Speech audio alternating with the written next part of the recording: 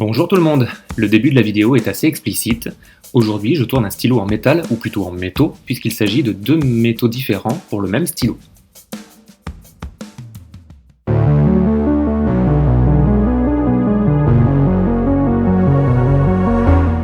Salut les curieux, c'est Guillaume du site legui.fr.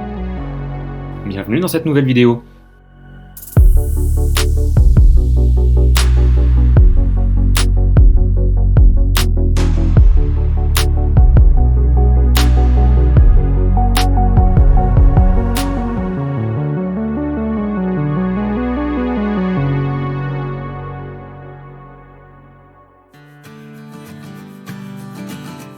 Pour la réalisation de ces stylos en métal, j'utilise des kits tout prêts. Ce sont des kits prévus à la base pour le tournage de stylos en bois. Je n'utiliserai donc pas ces deux tubes en laiton et je n'utiliserai que le mécanisme quart de tour ainsi que les décorations. La matière première pour ce stylo sera de l'aluminium et du laiton. Je coupe des morceaux de 60 mm dans deux barres de laiton et d'aluminium.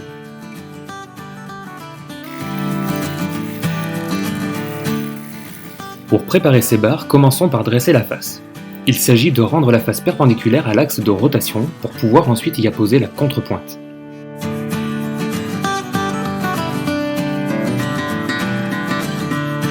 Pour dresser une face, il suffit de l'approcher avec l'outil jusqu'à ce que l'on entende celui-ci toucher la matière. Ensuite, on s'approche un peu plus et on pénètre dans la matière progressivement.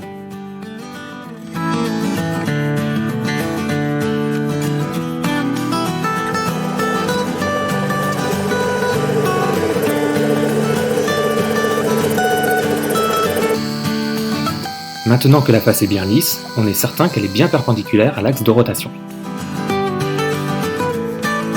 J'approche le forêt à centrer, ce qui va permettre de faire un trou pile au centre de cette barre de laiton pour y mettre la contrepointe. Ainsi, je vais pouvoir préparer l'autre face. Le but est d'obtenir un cylindre parfait.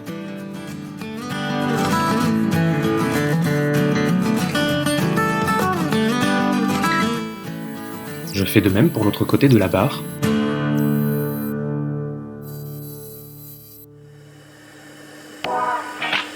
Je vais maintenant percer le cylindre de part en part afin de pouvoir y insérer le mécanisme et la mine. Je commence par percer à un diamètre de 4 mm et on constate que le laiton fait de tout petits copeaux.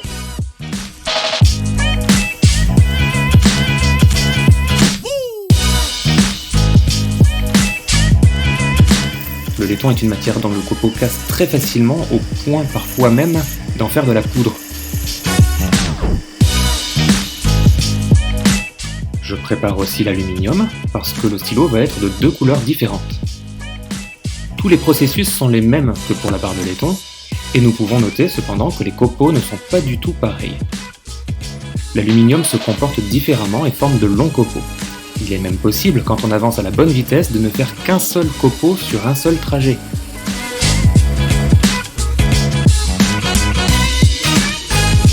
Je dresse, je centre, je perce. Toujours les mêmes processus quand on attaque sur un bout de matière brute.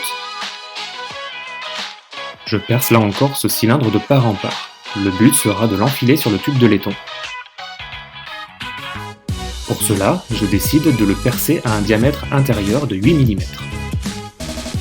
Comme les copeaux sont longs, et pour éviter qu'ils ne se coincent à l'intérieur, il faut faire des petits allers-retours. Cela permet de casser le copeau et de l'évacuer plus facilement.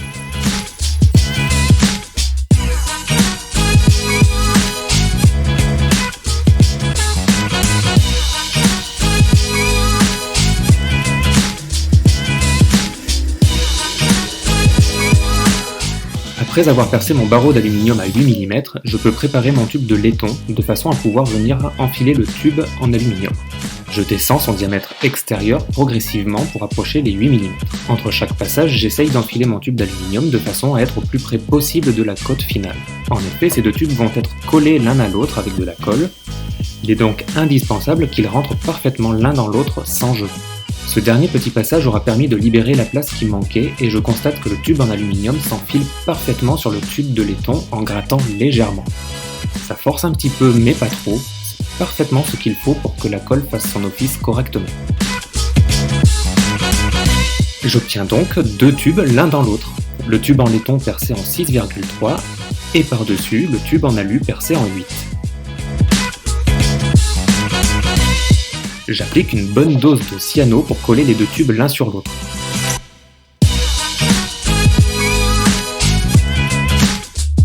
Je peux maintenant couper l'excédent de laiton.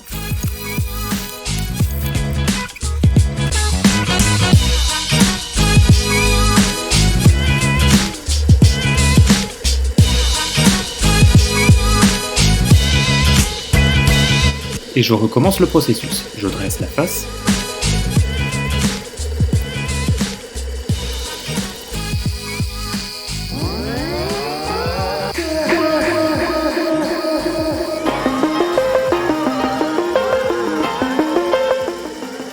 Voici une vue rapprochée qui va permettre de voir la dernière face qui enlève la dernière couche de laiton.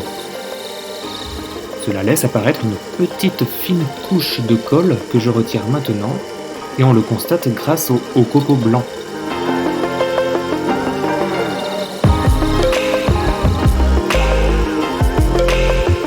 Et maintenant, je peux progresser dans l'aluminium en premier, puis dans le laiton. Nous pouvons constater, de manière flagrante, le changement de copeau.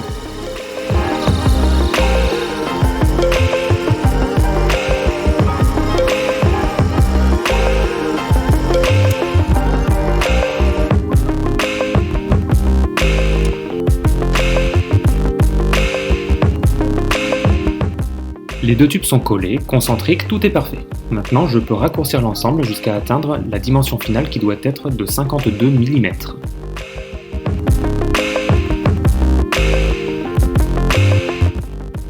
Maintenant, il s'agit de ne plus prendre la pièce dans le mandrin du tour pour ne plus lui faire de marque. J'enfile donc ma pièce sur un outil que je me suis fabriqué. Cet outil va permettre de travailler sur le corps du stylo sans le reprendre dans le mandrin. C'est l'outil qui tient la pièce et qui est lui-même pris entre le mandrin et la contrepointe.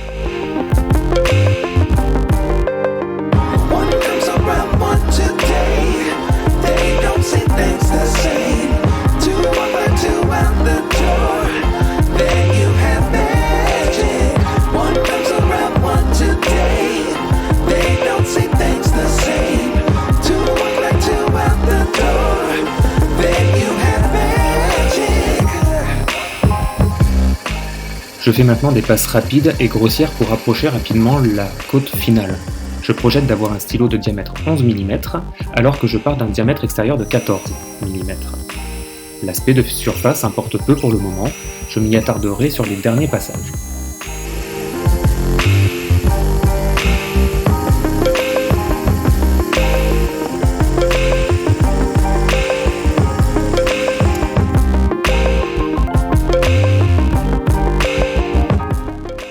On peut constater qu'à certains moments je guide les copeaux avec ma main, ça me permet d'éviter qu'ils ne cassent et d'obtenir ainsi de longs copeaux.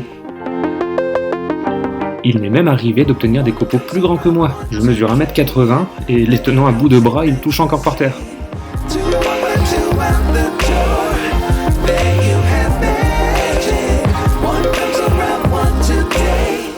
Je procède maintenant à un petit nettoyage du tour pour accéder à un réglage qui va permettre de faire les chanfreins sur les bouts du tube.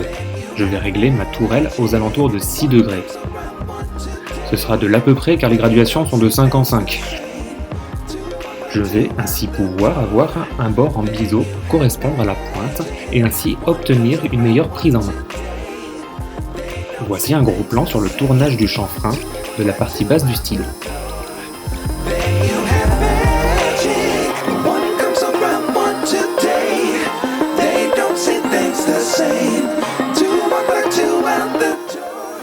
Je m'approche du diamètre final, je fais donc de toutes petites passes pour avoir un aspect de surface le plus fin possible.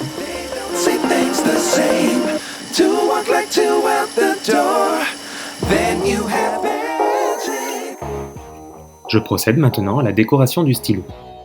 Si j'ai superposé deux tubes de métaux différents, c'est justement pour les laisser apparaître à certains endroits.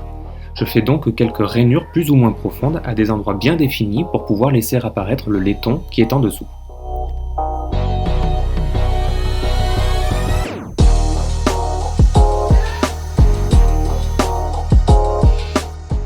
Malgré toute la colle que j'ai mise au moment de coller les deux tubes l'un sur l'autre, il faut rester très prudent, et c'est la raison pour laquelle j'en rajoute et que je la fais prendre avec de l'accélérateur de prise.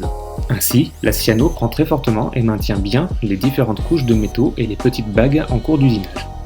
En effet, les efforts sont tels que la colle pourrait lâcher. Les excès de colle seront retirés lors du polish final.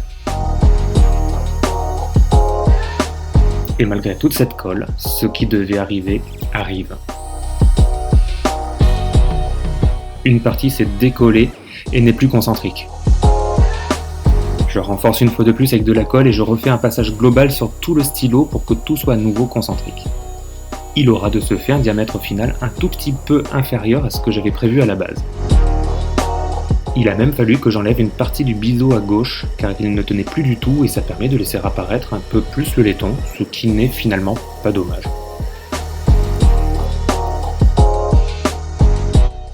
Un petit coup de papier de verre, puis un peu de polish ou pâte abrasive pour obtenir une finition bien brillante.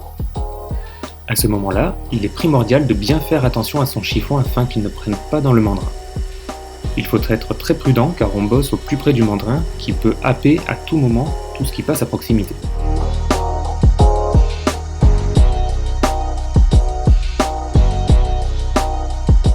Voici le moment d'insérer les différentes parties entre elles.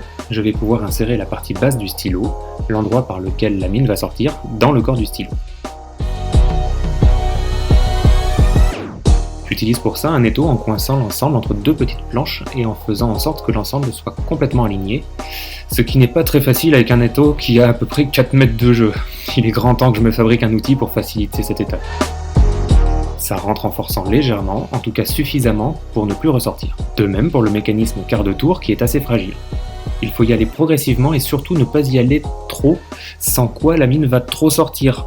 Il faut donc s'arrêter à la marque, voire un peu avant, quitte à le rentrer un peu plus si nécessaire. Il est toujours possible de rentrer un peu plus que de ressortir. Et on constate que là c'était bien assez car la mine sort bien comme il faut. Allez, je m'attaque à la partie haute du stylo. Même principe, à la différence près qu'elle ne sera qu'en aluminium.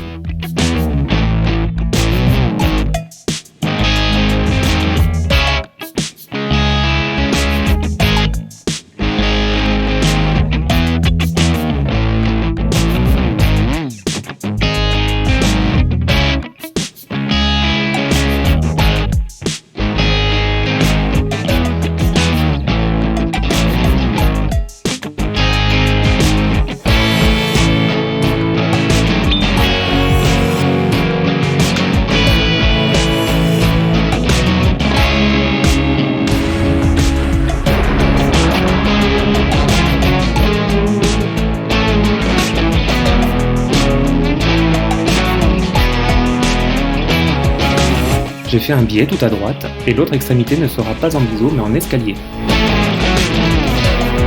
C'est totalement arbitraire, je fais tous mes stylos de manière unique et en suivant mon inspiration du moment. Quelques rainures par-ci par-là pour la décoration. Alors elles sont pas mises au pif, c'est calculé quand même pour respecter certains ratios, certaines proportions, afin que l'ensemble soit joli et harmonieux. De nouveau un peu de pâte abrasive, d'abord lentement pour sortir les plus grosses impuretés, puis j'accélère progressivement jusqu'à faire briller l'aluminium.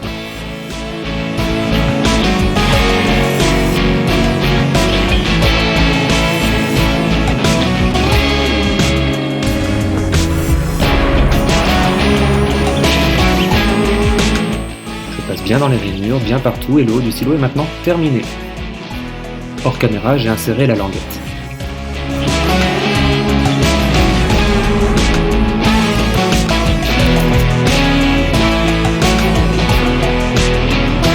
Une fois le haut du stylo emboîté sur la partie basse, le stylo est prêt à être nettoyé une dernière fois, puis emballé.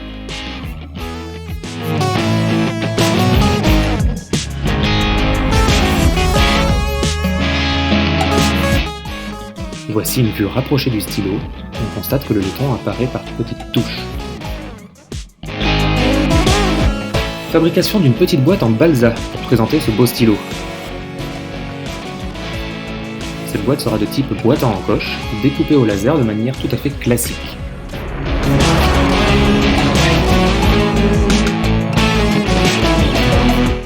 Je découpe tous les morceaux de la boîte, le fond comme le bouchon. Je désassemble tout ça. Un petit peu de colle à bois sur toutes les parties qui vont se retrouver collées.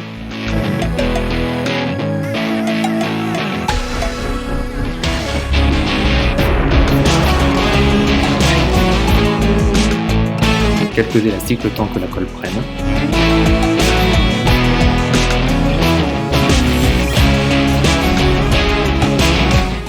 Je ponce légèrement les angles de la boîte pour retirer les traces de brûlure du laser. Et maintenant que la boîte est terminée, je vais pouvoir y ranger le stylo.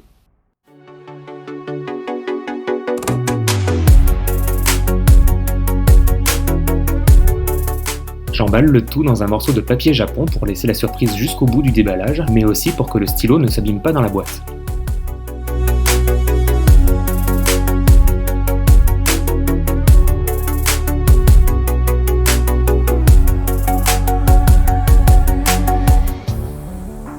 Je réalise ainsi tout type de stylo avec différents métaux, de l'aluminium, du laiton, du bronze, au gré de mes envies et avec différents mécanismes car le site où je me les procure en propose un très grand choix.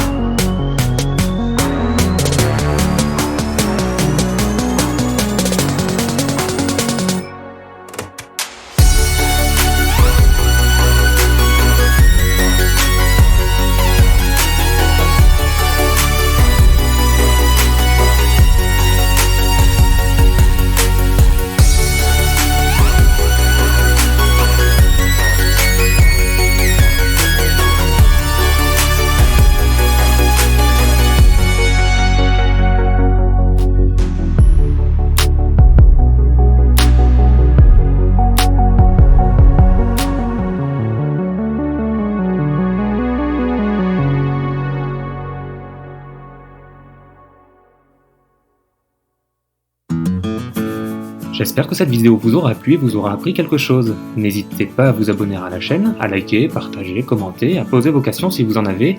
Je n'hésiterai pas à vous répondre. Je tente de répondre à toutes les questions qu'on me pose ainsi qu'aux suggestions de vidéos que l'on me fait. Alors d'ici la prochaine vidéo, je vous souhaite de bien vous porter et surtout, restez curieux.